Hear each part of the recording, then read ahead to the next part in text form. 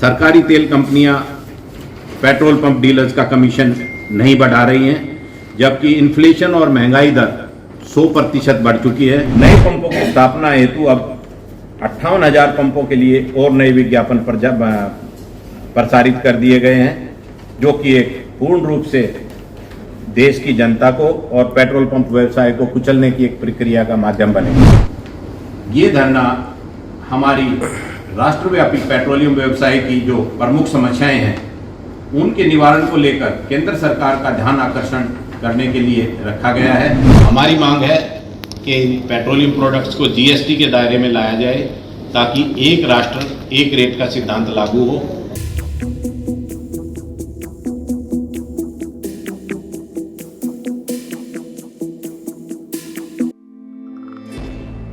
हरियाणा की petroleum dealers welfare association अपनी मांगों को लेकर 23 अगस्त को दिल्ली के जंतर मंतर पर धरना प्रदर्शन करेगी। संगठन के प्रदेश अध्यक्ष संजीव चौधरी ने बताया कि बीते काफी समय से पेट्रोलियम डीलर वेलफेयर एसोसिएशन अपनी मांगों को लेकर आंदोलन कर रही है, लेकिन मौजूदा भाजपा सरकार द्वारा उनकी कोई सुनवाई नहीं की जा रही है। Petroleum dealer welfare association Haryana के तत्वावधान में और संयोजन में 23 अगस्त 2023 को दोपहर 1 बजे से लेकर सायं 4 बजे तक जंतर मंतर नई दिल्ली पर एक धरने का आयोजन किया जा रहा है, जिसमें हमारी मुख्य मांगें केंद्र सरकार से इस प्रकार हैं कि 2016 के बाद हमारा डीलर कमीशन आज तक केंद्र सरकार ने और सरकारी तेल कंपनियों ने नहीं बढ़ाया है। जो 6 साल का हमारा डीलर कमीशन है वो एरियर सहित बढ़ाकर हमें तत्काल प्रभाव से उसकी पेमेंट की जाए। सेकेंड वन, पेट्रोल पंप व्यवसाय केंद्र सरकार की और सरकारी तेल कंपनियों की गलत नीतियों के कारण आज मृतप्राय स्थिति में पहुंच चुका है। देश के यशस्वी प्रधानमंत्री नरेंद्र भाई मोदी जी ने एक नारा दिया था, एक राष्ट्र एक रेट। हम प्रधानमंत्री जी से मांग करेंगे एक राष्ट्र एक रेट की आपके नारे की अनुपालना करते हुए पेट्रोलियम प्रोडक्ट्स को जीएसटी के दायरे में लाया जाए, ताकि जो अब केंद्र सरकार और राज्य सरकार मिलकर करीबन क्रूड ऑयल के ऊपर 56% टैक्सेशन स्लैब वसूल करके और अपना खजाना भर रही हैं, उसको जनता में और पेट्रोल पंप डीलरों में डिस्ट्रीब्यूट किया जा सके।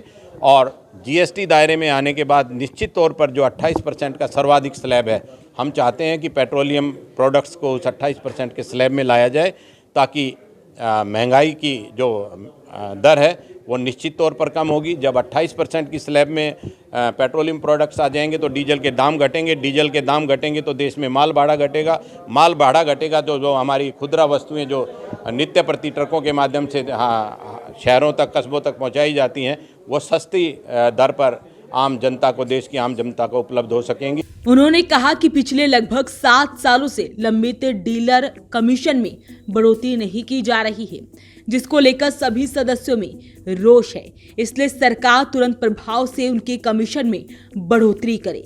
इसके अलावा देश के प्रधानमंत्री नरेंद्र मोदी की विचारधारा एक राष्ट्र एक रेट को लागू करते हुए पेट्रोलियम पदार्थों को जीएसटी की श्रेणी में शामिल किया जाए।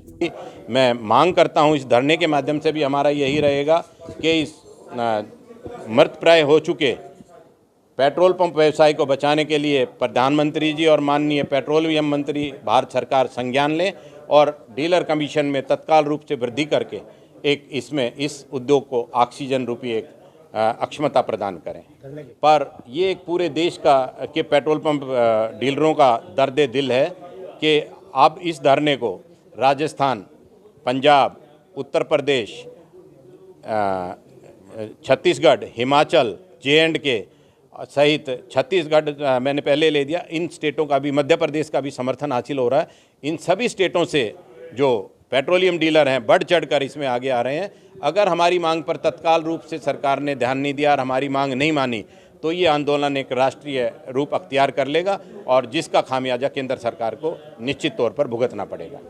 उन्होंने कहा कि नए पेट्रोल पंप की स्थापना के लिए लगातार विज्ञापन दिए जा रहे हैं, जिन्हें तुरंत प्रभाव से निरस्त किया जाना चाहिए। चौधरी ने कहा कि यदि सरकार जल्द ही उनकी मांगों पर सुनवाई नहीं करेगी तो एक देशव्यापी आंदोलन की शुरुआत की जाएगी, जिसका खामियाजा सरकार को भुगतना होगा। इस मौके पर उनके साथ प्रदेश महासचिव राजकुमार कटारिया, सोहनलाल बटला, वैभव देशवाल सहित अन्य पदाधिकारी मुख्य रूप से मौजूद रहे। वॉइस ऑफ पानीपत के लिए कुलवंत सिंह।